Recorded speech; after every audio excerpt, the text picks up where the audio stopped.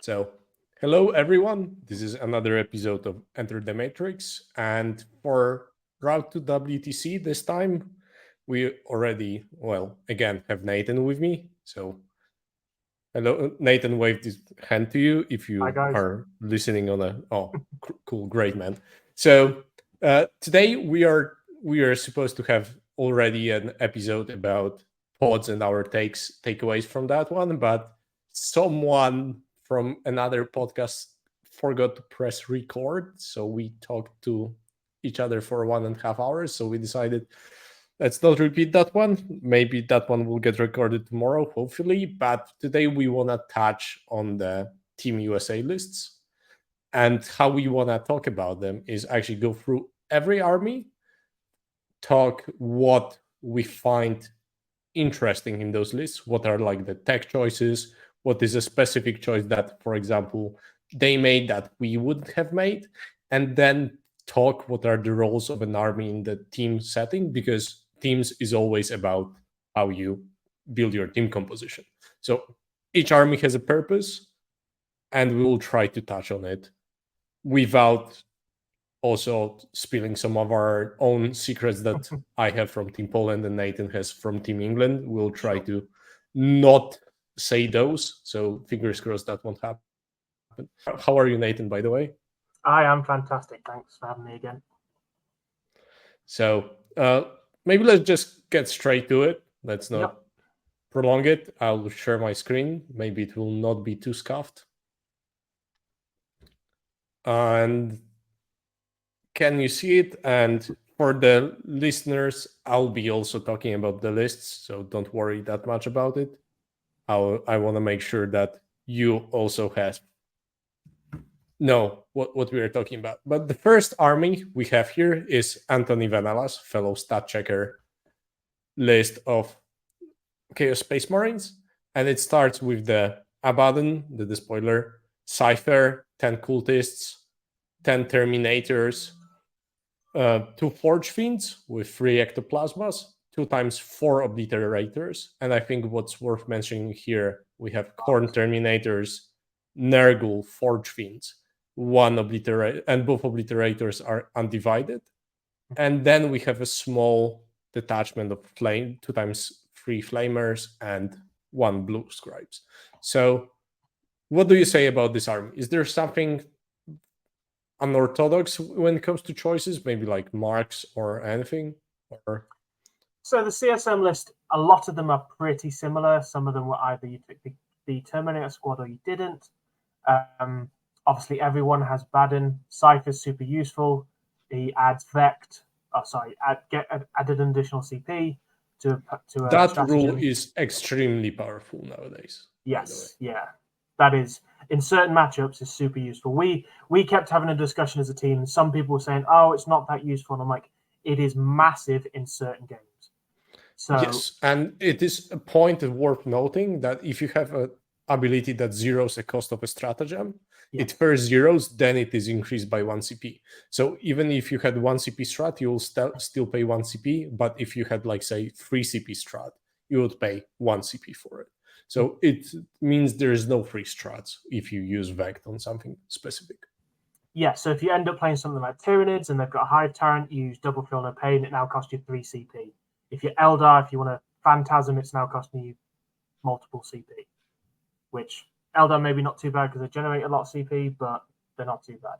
Cypher obviously being a lone operative, also for a list that predominantly is not fantastic at scoring, it does allow you to have, like, he's got a couple lone ops in the army, the other one being Blue Scribes. Cultist Mob, just useful back screening, front screening, just actually pretty cheapest good. unit you can have. Exactly, yeah. So the Terminator Squad. The Terminator Squad is a bit of a choice. When you take it, it's good in combat. Against the armies that can't push it back, it allows you to be aggressive, and it's very good for taking primary, especially, and it also gives you that unit to put Abaddon in. I believe because Abaddon's got all the strats, it allows all the marks. Yes, all the marks. Yeah, that's the main thing.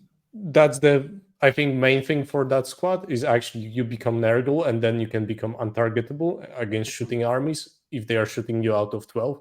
Correct me if I'm wrong. That is correct. Yeah. So that one is really powerful into specific matchups. So he's gone for Khorne, so them themselves are actually quite good in combat. So there's a couple of choices here that I can see why he's done them, but I would also be interested to know why he didn't. So he's got, if we look at it as a whole, he's got 2 Forge Fiends, both Nurgle, 2 Obliterators, both undivided. Now I'm assuming both the Blitz are undivided so they can deep strike independently of Abaddon. So they don't need to be within 6 of him to get the full rerolls. So when they actually, if you want to deep strike them in, which predominantly Obliterators do deep strike, because you can drop in indirect if you need to, and they just rinse most things that they shoot at. I'd imagine that's why he's gone for double undivided. I would normally maybe see 1 undivided Forge Fiend, 1 Nurgle Forge Fiend, 1 undivided Obliterators, 1 Nurgle Obliterators, just so it gives you that ability to put strats on certain ones. But I'd imagine he's playing pretty deep with the Forge Fiends to then hold the table, deep strike the Blitz, probably sets up the Terminators. Or rapid ingress the Forge Fiends as well. So yeah, for sure. Forge Fiends do a bucket of damage. Those ectoplasms are when they really pop off and just start using hazardous weapons. They just really start doing a lot of damage. Nurgle strat obviously gives them more damage more of the time. Undivided obviously gives you that amazing strat, which is 4 reels to hit, 4 reels to wound. For 1 CP, which is, I think, the best strat in the game after Phantasm. Yeah, basically, yeah. It's silly. And exploding 6s for everything else as well. Yeah. Then you got the standard Flamer allies. Got 2 units of Flamers. Again, movement 9, advance. Pretty good at getting onto things. They're nice little cheap things to go and do secondaries. Main one being Blue Scribes, Lone Operative. Moving 12 Lone Operative, very, very handy. If I'd imagine you can't really find it anywhere, it would have been nice to upgrade a Flamer unit to the Changeling. Again, another Lone Operative who is arguably one of the better Lone Operatives, because if you get within 12, he can turn off your shooting, potentially. But there might be an argument that Flamers can actually kill a Chaff unit, if need be. That too. And start fighting against Chaff on like a fringe part of the battlefield where you cannot allow yourself to spend resources like Terminators or Obliterators to kill that unit. So there's some reasoning to that. Sure. And when it comes to teams, I think this army is where we would talk about armies being placed in that 6th, 7th, 8th spot, which is army you consider when you already used up all the top armies. So it has some uses, and I think it requires a little bit of babysitting in the pairing process. And that's a problem for it, but I think every army from that 6, 7, 8 requires babysitting in the process, or gets Eldar'd and it doesn't matter. But I think out of all the armies, I think Chaos Space Marines can have some play into Eldar because of the indirect Obliterator shooting, that especially if you play against Eldar that do not have Wraith Knights, and some teams opted for that, suddenly you can kill all the other Eldar units without much of an issue, because like Forge Fiends are insanely good into Wraith Guard. Then you have Obliterators, which are good into like avatars and stuff. And the only problematic unit is actually that one Wraith Knight that can also like Overwatch, kill 2 Obliterators using Fate dice, and suddenly you lose a lot of damage output. So I think this army, out of all the armies, is completely loses to GSC. It is just getting completely destroyed by GSC. Yeah. But it is one of the armies that if it gets put into Eldar, depending on the Eldar is, I can see this being as one of the better sacrificial fodders. For sure, yeah. We actually felt it was a lot higher on our list. We thought it was more like our 4th choice. We felt the damage output was so good to have into certain matchups. Again, just the ability, Obliterators not going up in points, even having indirect. You have that capability of, against some matches, you drop in, because ours has more blitz and more shooting. We didn't actually go for the Terminators because the Terminators just didn't feel that useful into some of the other armies that just countercharge it, we felt it actually had quite a lot of damage to go into certain matchups.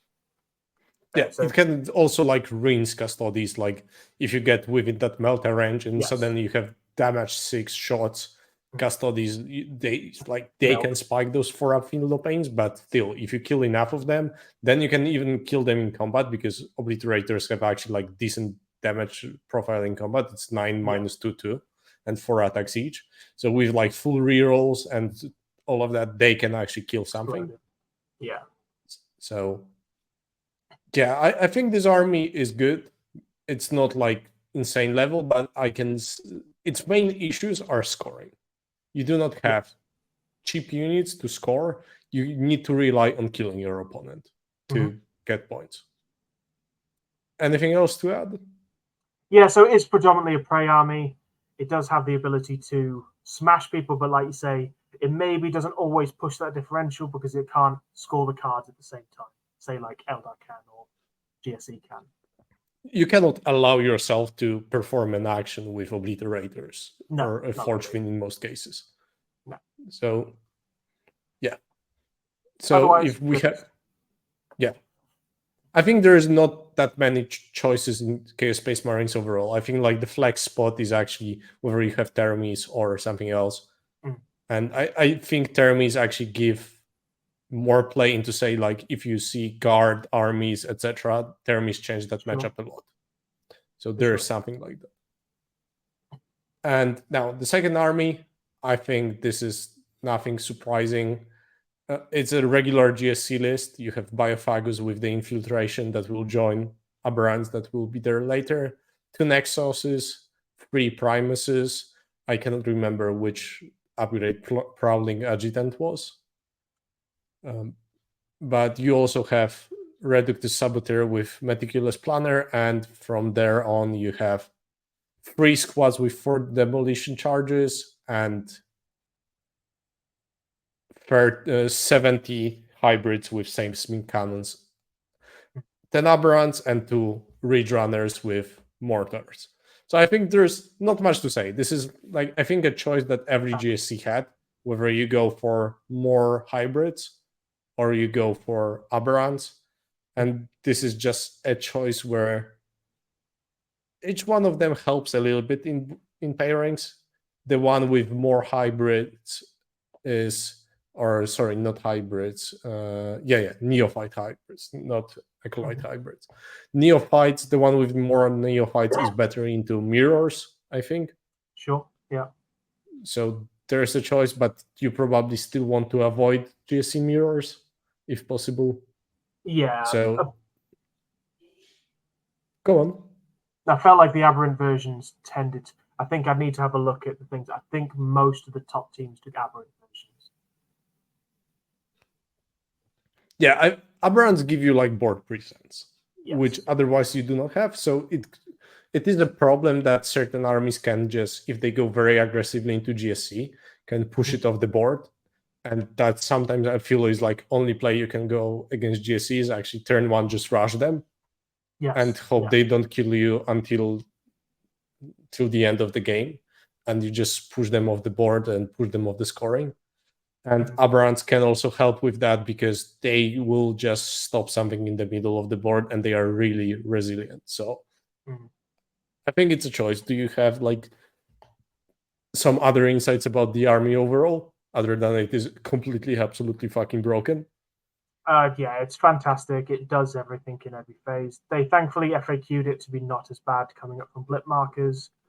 But abilities like the Aberrants being able to, if they want a rapid ingress and be 3 inches away, if your opponent makes one mistake, GSC is arguably one of the best armies to capitalize on people making mistakes.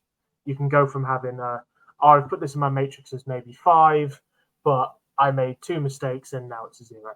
Like, they are very good at pushing differential, very good at scoring, and they're playing with 2,500, 3,000 points when everyone else is playing 2,000. And you have 2 units deep striking within 3, and you cannot reliably screen against them.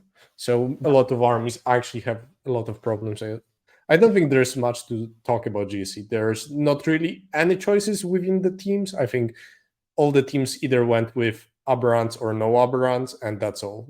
The remaining choices are like little things, whether you have one laser Ridge Runner or both are mortars, or whether you have only one mortar Ridge Runner, but that's like nothing super specific.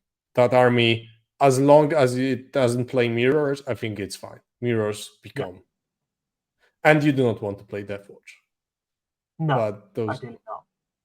So other than playing mirrors and Deathwatch, that army is actually good. There are probably some armies that can hold it to a score, like Necrons can play for a score against GSC. I think GSC have way higher scoring in win draw lose system than in 20-0 system. But sure. Because they will just push you off, play tactical objectives insanely well, and play primary insanely well as well. So in the teams, I think they will not be the highest scoring army within the team. I think it usually should be Eldar, but GSC give you the chance of upsetting a matchup from, as you said, 15-5 to surprisingly 20-0 because someone didn't see something happen. Yeah, they kind of reliably 13 to 16 most armies. Again, mirrors are different. Dark Angels actually give it a bit of a tough time. Those Terminators are obnoxious for them to deal with. But yeah, there's not many armies that openly want to go, oh yeah, I'll happily beat GSC, because there just isn't. It's usually Marines and say Necrons who can be like, yeah, we can play that. Like Necrons are not great. It's also swingy. Like demo charges are an absolutely bonkers profile. I don't know what they like. I'm so happy that actually Custodes have bolters and those relic spears, not actual jackhammers and demolition chargers, because then they would be unstoppable. So I'm glad they didn't take those from mines. So yeah, I don't think there's much more to say about GSC. No, but now we've got the spicy one. Interesting choice, this one. So we have Grey Knights. This is another army that we would consider like the end of the spectrum, like you're taking them into something, like they are supposed to have a role. So we have Brother Captain with Sigil of Exigence, which is, correct me if I'm wrong, if you are targeted, you just scoot off. Yeah, that's the move 6 or deep strike, I think. I think you deep strike away. So you have Grandmaster, which says you can deep strike first turn. Yeah. Calder Drago, which gives you +3 to charge from deep strike. Yes. And then you have 2 times 10 Terminators with obviously Enchant and the Apothecary within their squads. And you also have one of them has 2 Incinerators, the other one also has 2 Incinerators, but then you have 10-man Paladin squad, which with how they are worded when you actually build a unit, which is funny, you have 5 Psy Cannons in a 10-man, not 2 Psy Cannons every 5 guys. And you have 1 guy with a banner, but they cannot resurrect compared to the regular Terminators. No. And then you have the regular allies from Imperium, which is Khalidus Assassin and the Exaction Squad. So, Nathan, you want to go on this one? So this one's an interesting one. So from the couple of games I've played with it, it's relatively tough because it's Terminators. But then again, you play into the more extreme shooting armies, it's not that tough. Or more extreme combat armies, not crazy tough. But the pros of this list massively rely on the mobility. It is the most maneuverable army in the game, I would argue. Purely based on a deep striking perspective. It's very hard to tie the units down. At the end of every turn, you can pick up 3 units, which just so happens to be 1,800 points of your army, and can deep strike them down. If you then walk in range of 1 unit, it can disappear again. Another unit can deep strike within 3 if it wants to, because you've got the strat. 1 unit can deep strike turn 1. So if you don't know its tricks and you don't play and screen correctly, it can actually capitalize on a lot of things. Its damage output is okay into certain things. It's not great at killing big tanks, big monsters. The strat for Doing mortals is 2 CP, so it's kind of expensive. And again, you're still being strength 6. You're going to wound, say, a big knight on 6s, normal knight on 5s. It's the damage output's a little bit lacking at times. Yeah, it's AP2. Shooting is what, AP1 on side cannons.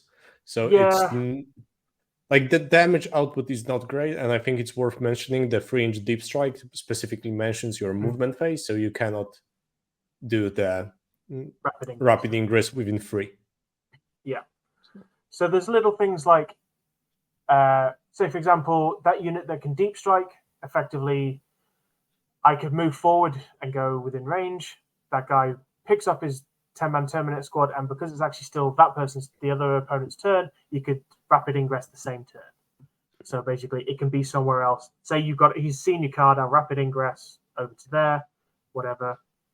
The Paladin squad's got okay shooting. There's 6 side cannons in there, and the Brother Captain gives you 6s as an extra hit. But again, it's AP1, it's only strength 8. It's more for like infantry-based things. It will shoot up like a Death Watch squad or something like that. But again, with the amount of cover you have in this edition, my AP1 is just a bit not great. It's like negligible, like non-existent at times even. It's still got a lot of attacks. So running, even for something like Custodes, they don't necessarily want to run into a Terminator squad. It's not the easiest thing. AOC -1 to wound on Paladin squad, suddenly you are wounding on 4s, and they have 3 up save against your attacks, and you're not doing that much. And also, like, if you have shooting to kill only 1 Terminator, you know from previous edition that one guy will just resurrect closer to you. Yep. Yeah. So pot shots are not effective. No, I think where the list kind of works is the Terminators are maybe tough enough. What I've ended up finding, I played a couple of games where I'm like, okay, I'll go aggro and try and kill stuff. And I'm like, oh, this is not really working. So then it's a case of, do I just basically, even if it's 10-man Terminators with a character, go do a card, go do a primary. And it's kind of a little bit of a, you could possibly put it into games where you're going, I can get a draw out of this because it's just so maneuverable. I'll get the high end of my points for secondary cards. It's pretty good at holding primary. There's little tricks like the 2 Terminator squads can bring models back. So you can put like 9 dudes behind a piece of terrain, 1 on the objective. The first thing shoots, you lose 1 guy. Most things aren't killing a Terminator squad, a 10-man Terminator in one go. Yeah. So you kill 1 and then you residue back onto the primary, you've still held primary. There's things like that you can do with it. Yeah. It's one of those, if you know its tricks, you can play it. It's not crazy scary, but don't know its tricks and make some mistakes, it'll capitalize and it can beat people. And it's very good at drawing, I imagine. Yeah. And I think there are also like few things where Grandmaster gives you ignoring modifiers, which is a very powerful ability. I don't know if it's Grandmaster or Drago. I'm sorry if I'm making a mistake. I think it was Grandmaster. Grandmaster also gave you once per game free strat, not once per battle round, but once per game for them. So I'll check my Warhammer 40k app in the meantime to make sure that I didn't make a mistake. But continuing with my thought, the ignore any modifiers is insanely powerful. Yes, it's very good now. Especially on a unit with 5-inch movement, if you get slowed down by a Night Spinner, suddenly you can actually try and do something. So there's that. And yeah, so it's Grandmaster that ignores modifiers. Yeah. So if something has -1 to wound, like say, I don't know, Wardens, and they have also -1 to damage from a strat, suddenly you ignore all of this. So like Custodes can be killed by this unit. It's not great. Like it still is not great, but like you can try and fight them and scramble points against top armies like Custodes. You are still gonna get wins by like Eldar or GSC. Yeah. Like Eldar are just so happy when they see you. And also I think Thousand Sons have slightly favorable pairing because they have 1 CP 4-up in 4-up in low pain against Psychic, which is just and dealing with Magnus is also not great unless you put that Grandmaster squad and pop dev wounds because the other units just can't really kill him. It's also the hazardous as well. So 11 dudes fighting. You're probably going to take 6 mortal wounds. As far as I can remember, Grey Knights don't really have much in the way of mortal defense. I don't think they had a strat or anything. So it's just like, I charge in, 11 dudes fight, probably going to lose 2 dudes. Oh, great! They get fort feel the pain against all those attacks. It's not great. Yeah. So I think it is meant to also play into some of the gun lines. I think it is meant, like, I think it can play into custodies for a draw, for example. I think it is. Do you have like any other pairings from your experience where you played? We didn't necessarily play it. I'd be interested to see what it's like into Death Watch. An interesting one. I would maybe give it to Death Watch, but you kind of have to respect also moments into big breaks is just good. Also, if you can tie them down, if you can see them, if you can do, it's one of those. Granted, you have the indirect, which helps a lot, but Terminators in cover, they're still probably getting a decent enough save. You're not killing that many, and he's bringing one back every. It's their command phase. It's not Eldar's previous double command phase, thankfully. But yeah, it's a tricksy list, definitely. But it's an interesting one to see. Most people wrote off Grey Knights. I know we did because they were just too expensive, and it just didn't feel like it was good enough to push certain other armies out. Because obviously, at the end, we'll go through what armies they maybe didn't take. That was interesting, but yeah. Otherwise, good list. Good list. And yeah, I think this list will be one of the most spied by the non-playing people from their teams. So like you will have like 4 guys just watching over Jack Harpster and seeing how he plays it during the like pot phase, which will be hilarious because I think some of the people like Aussies or actually like Jack will have just a crowd of people watching them play. Probably, yeah. Which I think will be scattered by the other coaches saying that let those guys fucking play. Yeah. So I think the other problem is if you have something to actually kill like Khalid's and Exaction Squad, suddenly this army needs to fight with 600 points units for markers, which is always not great. Yeah, and the other problem I found a little bit sometimes was while I had all the cool abilities to deep strike and stuff, it was kind of like, oh, cool, I can pick up all 3 Terminator blocks. I'm like, cool, then I didn't score any primary because I didn't have any units on the board. So then it becomes okay, I am going to maybe have to plonk 10 Terminators on an objective to get the 5 points that I need to get. But yeah, otherwise, it's got pretty good. Now, another army, and I think this is another army with a completely different take, which is Death Watch, where they have the regular captain, Librarian with Phobos armor, which is an insane unit, by the way. If you put it with Infiltrators, 12-inch deny of deep strike combined with lone operative on a unit just tells GSC to fuck off. Yeah. And then you also have Watchmaster, the regular one, which says I can double oath of moments once per game.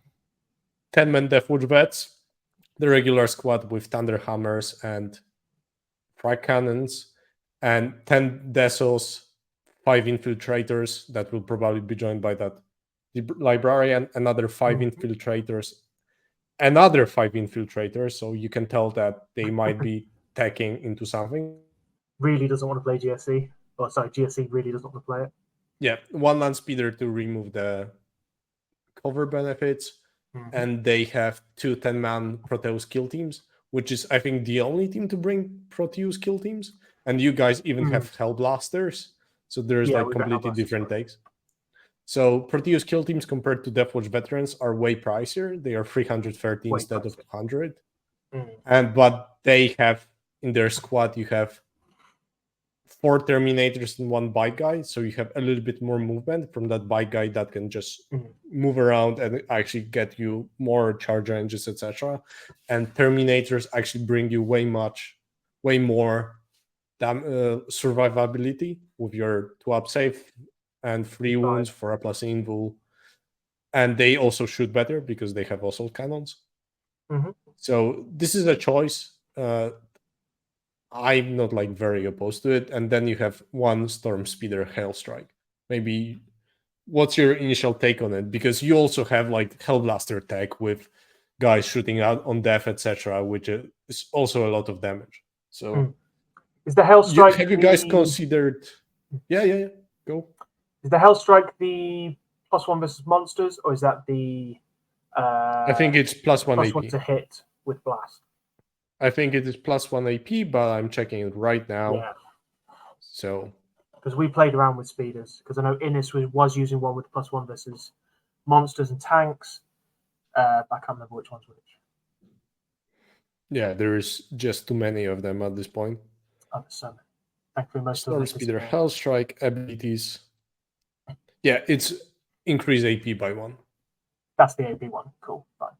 Yeah. Which is so, useful, yeah. What's your take on Proteus kill teams, which were in price of 2 Proteus kill teams, you can have 3 squads of Deathwatch vets. So yeah, that's kind of where we got to. It was kind of 2 Proteus kill teams is 30 veterans and you save 60 points. So it was just I think the main thing about this list is he didn't take the indirect unit. Yeah. Which for what we found was actually because they have really good strats for Deathwatch. Plus 6 inches of range. Yep. It changes so many breakpoints on the board, actually, if you play with it at least once. And the anti-infantry 2+. You cannot sleep on that. You play into Wraithguard bombs and go, I've gone from wounding on T7 with -1 to wound to wounding on 2s. Cool. If you had both the speeders, which I think he does, so if you had the indirect, you could go -1 AP. Although there's an interesting thing now, obviously, you put your indirect at the top of a ruin, so they get +1 AP, but obviously the opponents in the bigger ruin, you put one model up 1 level and they don't get the extra AP. Because it just says if one model is above, then which is a weird ruling or weird dynamic of how that works, but yeah, it's good. Anyway, cool. So back to this list. The Proteus kill teams. They are very good. They get the toughness 5 because the majority of models now are T5 with the bike and the Terminators. They've got some dudes with 2-up saves, but obviously they're kind of the glass guys to die. The assault cannons are very good. How many fists? How many hammers do they have in those units? Is it? There's 3 chain fists, 1 Terminator Thunderhammer. Yeah. So survivability is better, damage is better, but again, they are 130 points more than a standard veteran squad. We wanted a bit more board presence, but he also has quite a few veteran squads and Proteus kill teams. So, yeah, this seems like with 3 infiltrator squads, I'd almost argue it's but maybe they're trying to be a bit more put forward with it because you can't put GSC against it. Yeah, it's probably you can maybe push back CSM a little bit. Yeah, I think like if you are faced with Eldar, you're kind of okay with it. Like you have tools for it. Yeah, the Deathwatch into Eldar is an interesting one because if you go blasé and go super aggressive into it and start thinking, I'll just roll over that army, you're badly mistaken. Deathwatch actually so then the little hits, 2-up anti-infantry, especially you guys with like Hellblaster, somebody exposes Wraithguard. Yeah. You decide, okay, I'll take those Hellblasters off the board and just. Yeah. Things like that, where it's actually, if you start running into it, if they've only got 1 Wraith Knight, you still don't want to get shot up and then hammered by a veteran squad. It's not fun. And if you start losing, if you have indirect or whatever, you can start picking up all the little squads, which quite a lot of people take. So I'm not saying Deathwatch beats Eldar, but Eldar armies have to respect it.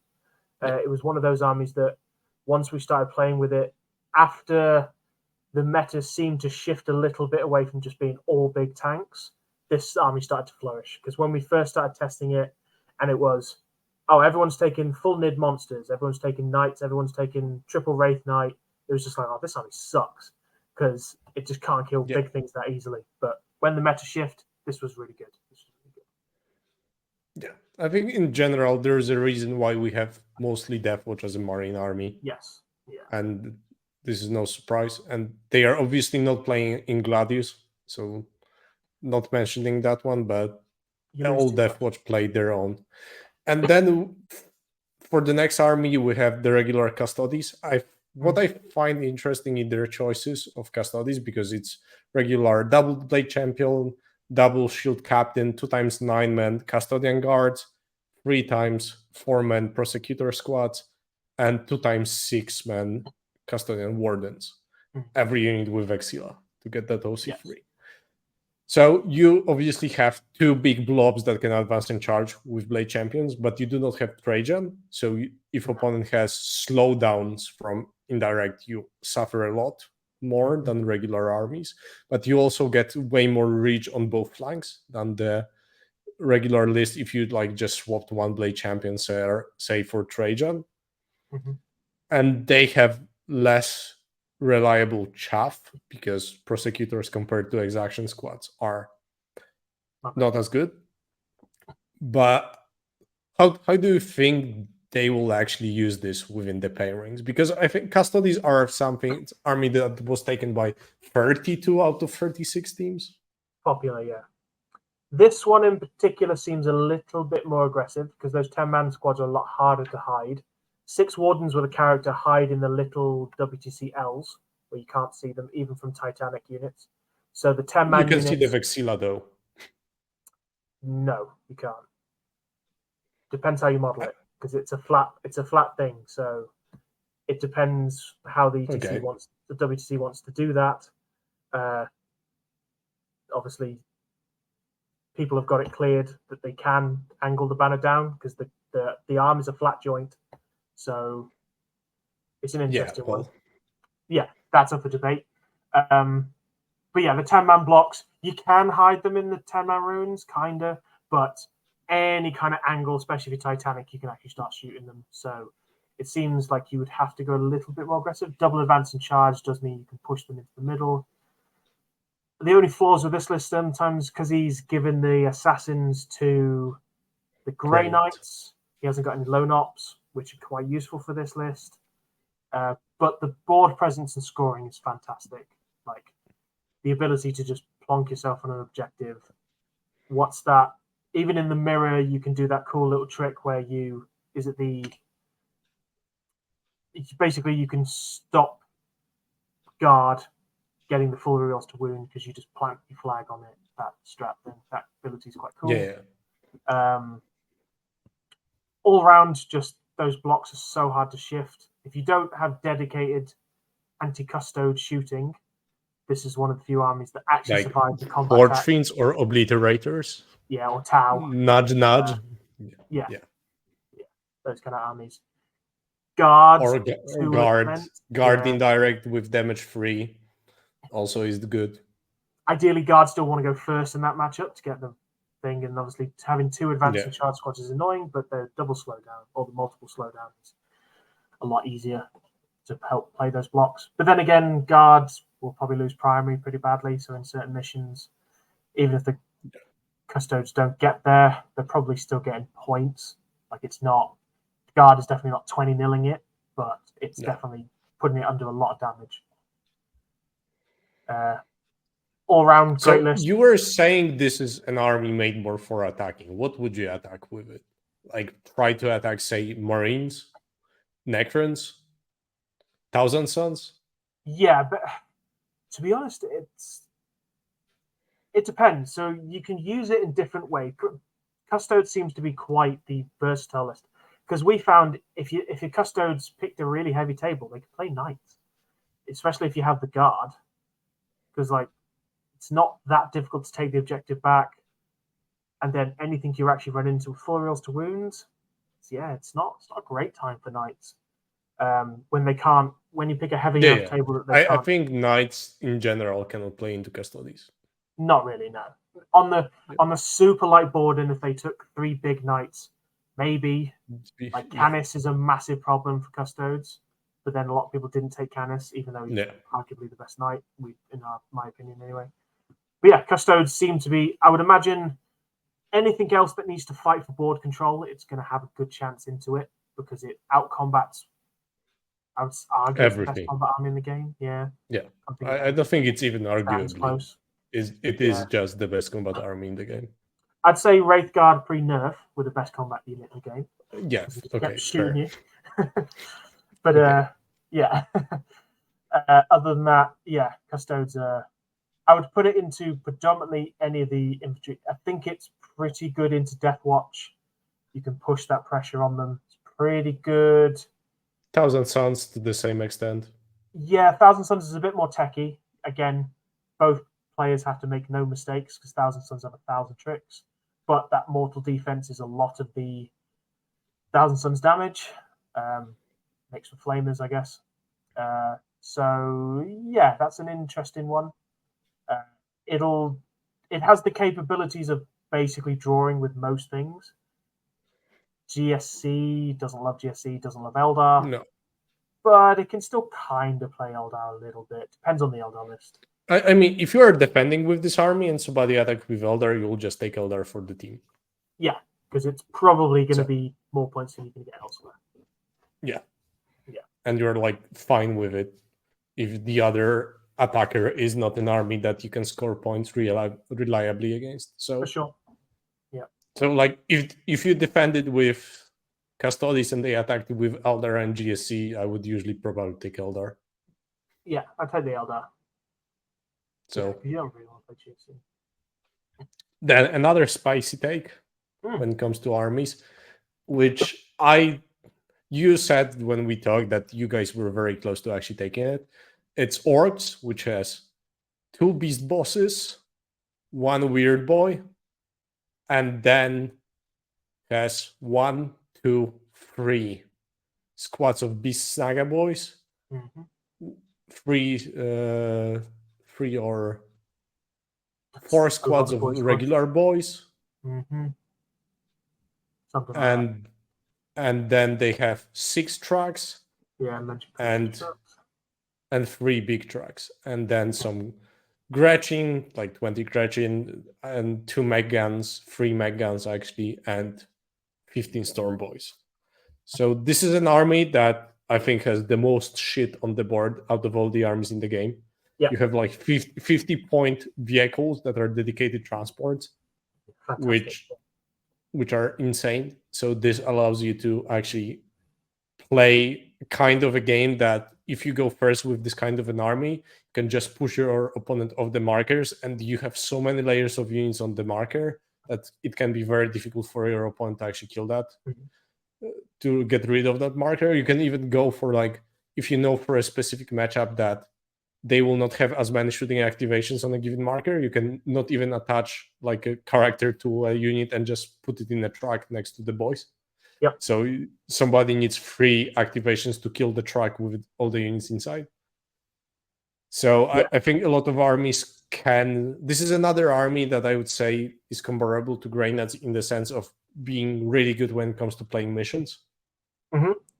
And putting a lot of pressure.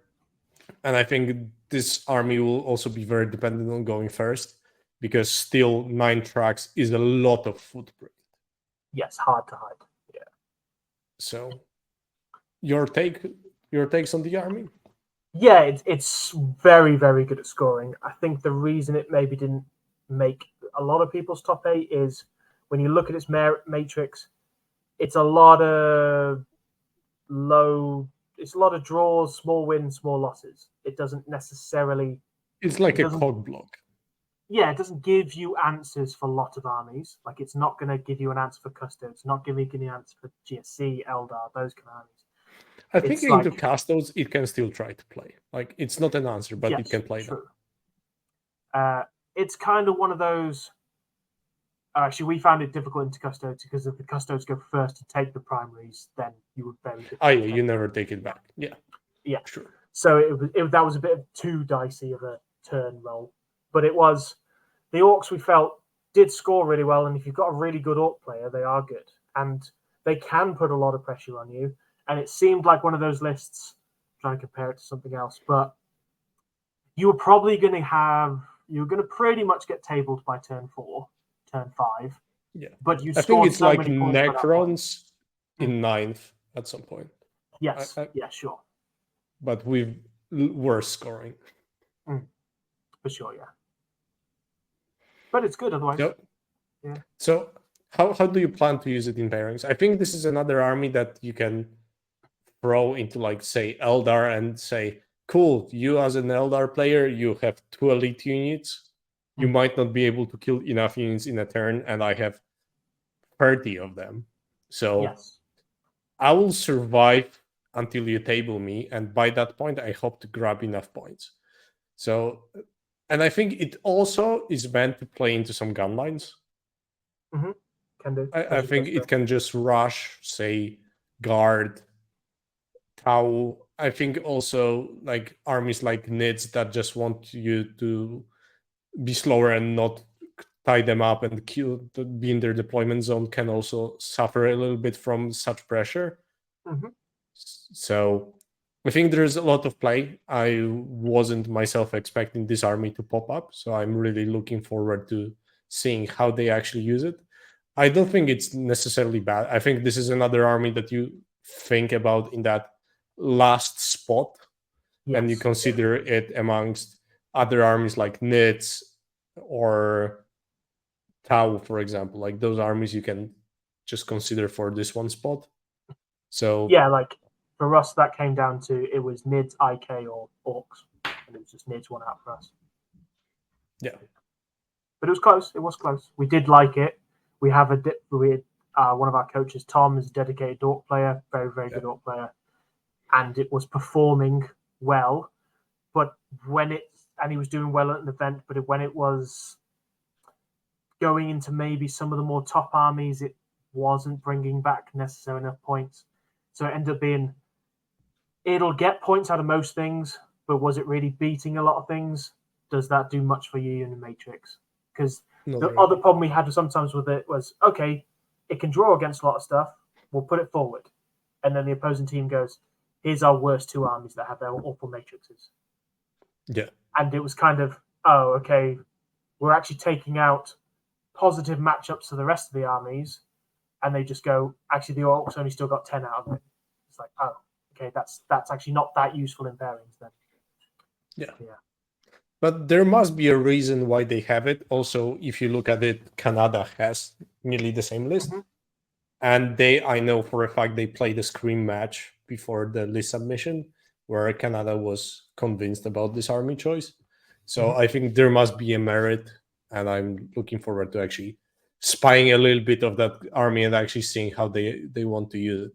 Then we have, the one that we do not mention, which is Eldar. I think we can just point out choices. It's Eldar with Incarn, Fire Prisms, Night Spinner, Hornet, 2x Shadow Specters, War Walkers, 2x Warp Spiders, and Ref Knight. So this list doesn't have Graveguard. It actually went for Fire Prisms. Yeah. And a Hornet, because that's actually equivalent point-wise. And I think it's just Eldar. I think this army needs 5 layers of nerfs before it stops being absolutely fucking broken. Yeah, it's like, if you're taking the Uncarn, Fire Prisms are probably a more useful choice sometimes, because it lets you kill something from the deep range and then pop the Uncarn up turn 1. Night Spin is fantastic for all Eldar's fantastic. Yeah, it's a little bit deal with the Uncarn if you can, deal with the Wraith Knight if you can. The rest of it's quite squishy, but it's maybe you've just lost too much by that point. And this is quite MSU, lots of fast stuff. Loads of Shadow Spectres, loads of Warp Spiders. Yeah, standard.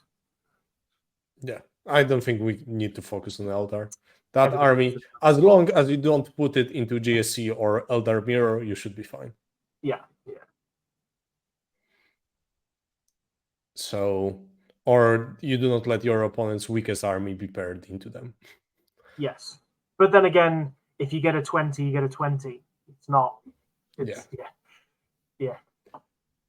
So now for the, if I'm correct, last army, which is Nids. Yes. Yeah. So they have a different take on Nids that I think, well, I think all of the Nids lists are actually like quite different to an extent when you look at them. They have Hive Tyrant with 5-up Feel No Pain, Neuro Tyrant, Old One Eye, 2 times Biovores, 2 Carnifexes with only shooting weapons that are led by the Old One Eye, I assume. Okay. Why would you otherwise? Yep. Interesting choice. Then you have Exocrine, 2 Yeah. Lictors, 1 Maleceptor, 3 single Pyrovores, 1 Trigon for that 3-inch rapid ingress, and 2 Tyrannofexes who are just a tanky that can try and stay on the marker. So Yeah. Nids, I think the best army when it comes to playing fixed secondaries in the game. Can do, yeah. And they are Sometimes it's because but Biovores actually give you the fact that mines allow you to do the secondaries actually is what makes, I think, Nids more viable, and also the fact that mines deny advancing actually lets you play that one mine behind the ruin and force opponent to have less movement. It can be a problem for certain armies that want to push you more, because I think this is the biggest problem for Nids. They don't have that much damage output as an army.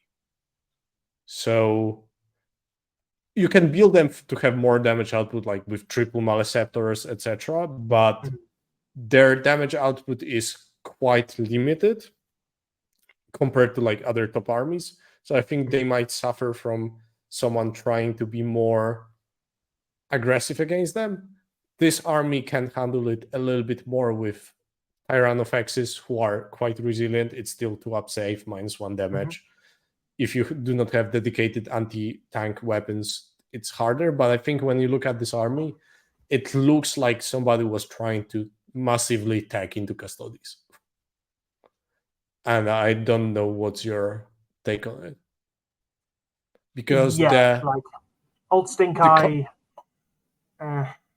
Carnifexes, Old One Eye with -1 damage, the Tyrannofexes with -1 damage, suddenly it becomes a little bit more problematic for Custodes, with those units actually having like okay shooting into Custodes. I think the only difficulty he's going to have though is even if you're -1 damage, if he's on the primary, you're not taking him off because he's not taking the damage output. Like Nids can actually, if you have enough screening, but then enough damage. Exocrines, Maleceptors, and Zoanthropes actually had a pretty decent amount of damage against quite a lot of things. So if you're able to like slow them down enough, again using things like spore mines, so they're not advancing into you, it gives you a couple of turns to take things. You're having to deal with the gargoyles who are not in this particular list, but you're having to deal with gargoyles and lone operatives. I know I'd imagine the Australian list, if he's doing well what Eric was doing at that event recently, put a lone operative at the back of the objective and then swarm the front of it, and the opponent actually just doesn't get onto it, and then you're also not in 12 inches of the lictor. So then it becomes well, I've still got the primary and you haven't killed the lictor, so I've lost a gaunt unit. Oh, who cares? This list it's interesting. When I first saw it, I was trying to figure out what he's doing with it. He's got no gaunts, no gargoyles. 2 lone ops is pretty useful, but it doesn't the offensive output is I think the main thing when I looked at Nids was the fact how good gargoyles are at taking away primary. I think they're like the best unit in the game with 18 plus d6 movement for that one. So not having any of them is certainly a choice. Because they are also a good screening unit with bigger bases, bigger footprint, and 18 plus d6 movement. You can actually even sometimes try to block someone in their deployment zone. Flat 6, actually. They can just go 24. Yeah. And also the nice thing is they deep strike, shoot something, move 6, take an objective. Yeah. It's like, gargoyles are amazing. They're phenomenal. So this is a choice that they don't have it. I know that it's Sean Naden. He actually must have a reason for this specific version. So we cannot deny that. Do you have like any other ideas how they plan to actually use it in pairings? Because I think this is another army that just is like, if opponent cannot kill monsters with -1 damage, they will struggle. Because true, yeah. Because 2 times Feel No Pain from the Tyrant, suddenly you have 1 Tyrannofex on the marker with Feel No Pain, another Tyrannofex on the marker with Feel No Pain, and you there's just so many ones to go through. True, it's just whether you have the issue of your opponent is also tough enough that they're just taking the objective off you. Without the gaunt screens and other such things, if a Custode unit or even Deathwatch unit, what a Tyrannofex is, OC4, OC6? Like I think 5. Yeah, it's 3 dudes. Yeah. And it's like the Flamer is decent, it's pretty good. But they've got nothing in combat. You can Overwatch with them, which is pretty useful because you auto hit. The problem a little bit is also like the auto hit in Torrent actually doesn't play into most of the nid abilities. You're not getting the auto wounds. You're not getting the extra hits. Neurotyrant's interesting. I thought Neurotyrant had a 9-inch synapse anyway, so I think Synaptic Linchpin isn't doing a lot. I don't think it adds 3 inches. I thought it just gave you a 9-inch, but maybe I'm mistaken. Neurotyrant's a nice tech choice. Actually makes that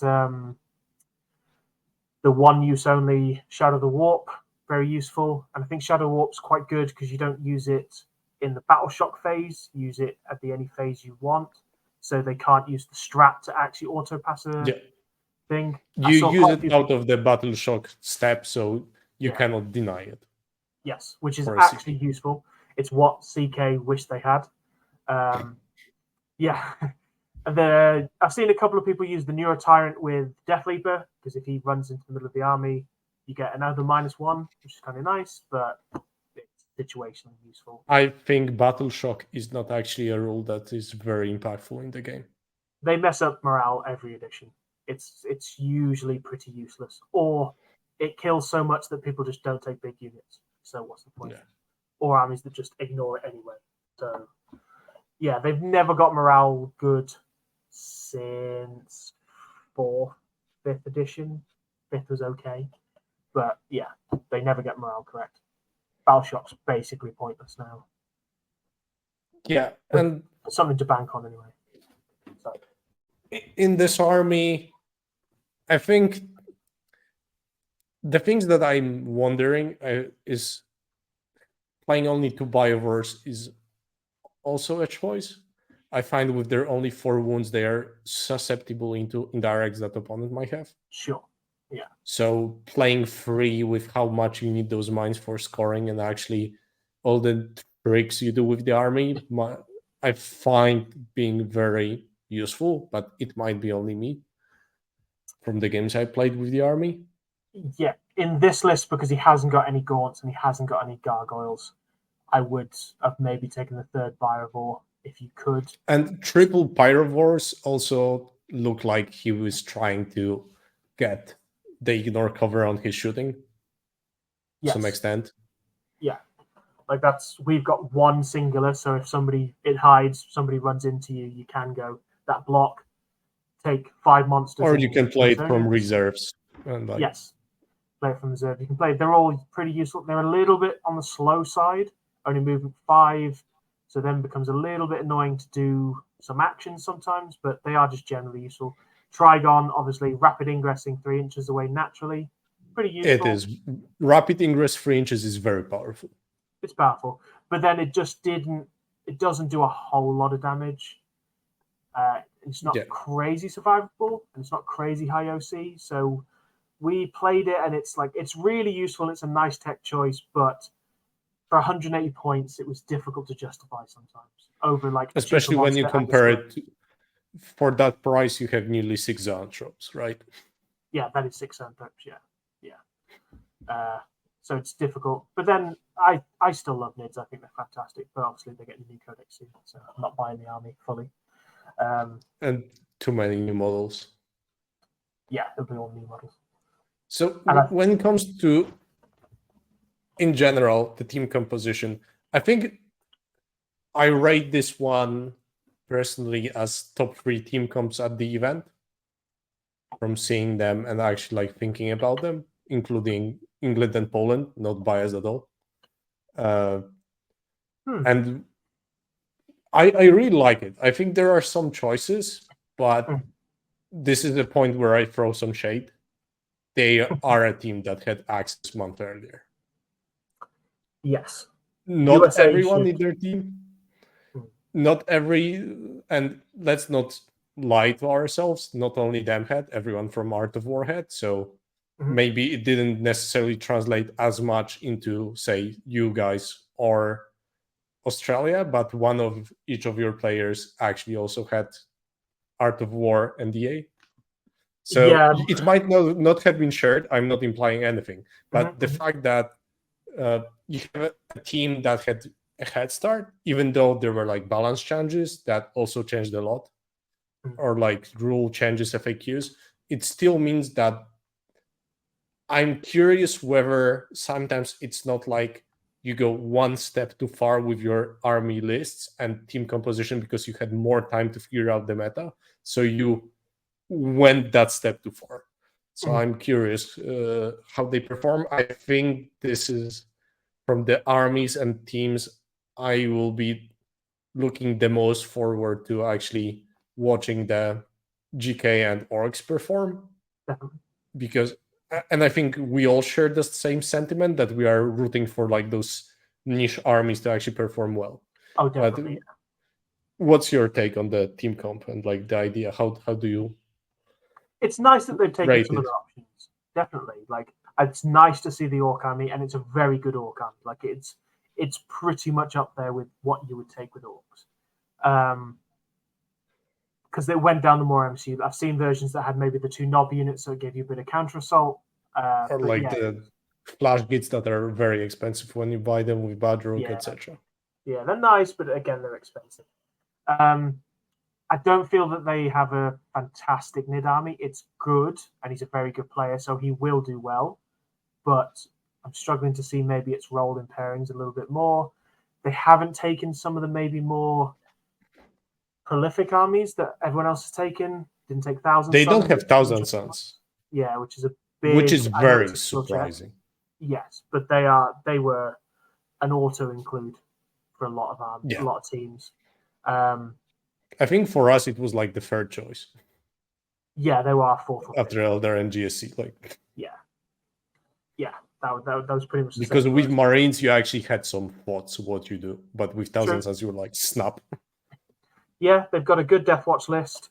I'm surprised it doesn't have the indirect, but I get what they're also trying to do with it. I'm guessing it's trying to outmuscle other infantry-based armies and also push things back, which is pretty cool. Yeah, I think they have some very good lists. I don't think they have the strongest team that they could field. I know they're missing a couple of super key players that they've had who've done very well in previous years. Granted, they should always be favourites because they have a certain amount of degree of knowledge ahead of time. But yeah, I would expect them to definitely get out of their group with 3 wins. I don't think they have any issue with that. They also got like a easier group, not to bash on the other teams. No, but they should relatively comfortably get out of that. Whether they've got enough, say, smash lists to then carry them. The Eldar isn't super, it's not as smashy as, say, other lists are. Yeah. It's a little bit more MCU, so maybe they all look like they're all kind of, bar maybe the GSC and the CSM, they're all like good techie armies that all have something to do everything in every pairing, which is what made me maybe think the Custodes is a little bit more prey because they have the other armies to take the slack of being put forward or whatever. You can see that Death Watch army going forward. You can see that Orc army. You can see that Nid army going forward potentially with board choice. That it'll allow the Custodes to prey. It'll allow the CSM to prey. It'll allow the Eldar and GSC to prey a little bit more. They might be going for like a standard pairing approach with putting Custodes, GSC, and Eldar into the last armies. Yeah, into fully the the end of pot. pairings. Yeah. And just probably have a plan with like the remaining 5 armies somehow to actually navigate the beginning of the pairings, because that's a way a lot of teams actually try to do the pairings, just to front load the bad armies that have niche choices and make sure they get their points, and then try to navigate the bottom 4, which can be very swingy at random at the same time. So there might be issues with it. Yeah, I'm wondering, because they changed their approach with the team and grabbing new people, whether actually like newer faces will succumb to the pressure to some extent, and not being able to play that much into non-USA players in their own world. It might be also like a culture shock. I do know they played a lot of TTS, but I do not think playing international TTS translates necessarily to international on board gameplay. So I'll be looking out. Obviously, I'm not cheering them. I do not want them to win. So hashtag US Microsoft. Yeah. I have only 2 teams I do not want to win, and I'm sorry, Nathan, one of them is England. Yeah, we get that every year. Silly colonials don't want us to win. I don't think Poland is colonial. No, not to you guys, no. But the rest of them. There's I mean, the Commonwealth Scottish, trying to fight back. Yeah, nobody likes us. I don't know why. We're all lovely. But yeah, I get it. You want to go that way? Yeah. But yeah, I think we cannot lie to ourselves. They are contenders. They have some weird army choices, but I think every team will have some weird army choices when measured by other teams. We have Tau. You guys went with also guard, nits, and CSM, right? Not having Necrons on your team. Australia doesn't have Custodes and Space Marines. So all of the top dogs that you mentioned have some choices that you are not really sure of. So I don't think we can scoff at any team necessarily. Like France has Black Templars. And I think with the level of those players, you can assume there is a method to the madness.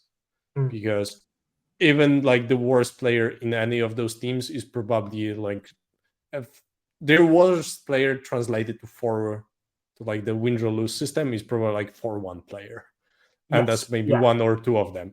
And the remaining ones can win a GT. So they're all bent with for those listening who do not necessarily know the teams as well. So the skill is usually insane. And there's one thing that I'm really happy with actually USA when it comes to their team selection, etc., that they changed their processes from how they've done it previously. And they've made it more about trying to build a team instead of taking a team of single players, which I think even if this is like the first year they do this, even if they do not succeed, I think it gives a great groundwork for the next years when they actually in-source more of the newer faces and new blood into the team rather than the only celebrities. Yeah, 8 singles players usually don't win ETC. It's very difficult to do that because there's too many egos. There's too many. Usually they're usually ranked because half of them are using the same army. So then when you have to start playing the niche armies or they only play singles meta, they just don't do well at teams. And I think one of the things that will do quite well for the USA is they have taken some weird lists. So then when it becomes time we're practicing for the event, I've got to go, do I need to play 2-3 games into this GK list or this Orc list when my coach is not a great Orc player or isn't a great GK art player, when I probably need to play Thousand Suns because everybody else has got Thousand Suns. But I need to play Custodes because everybody else has Custodes.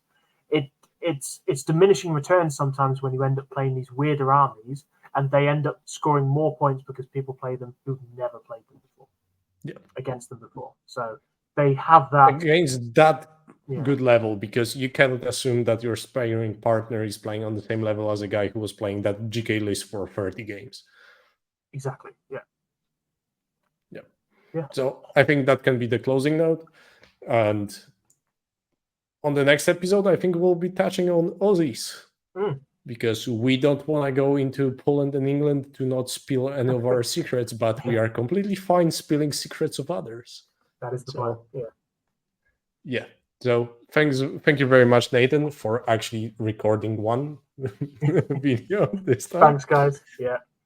And if you have any questions, I think we might be able to try and squeeze in more episodes except Aussies. So if you have any team except Poland and England, we can try to give our insights about it. So thank you for listening and see you in the next one.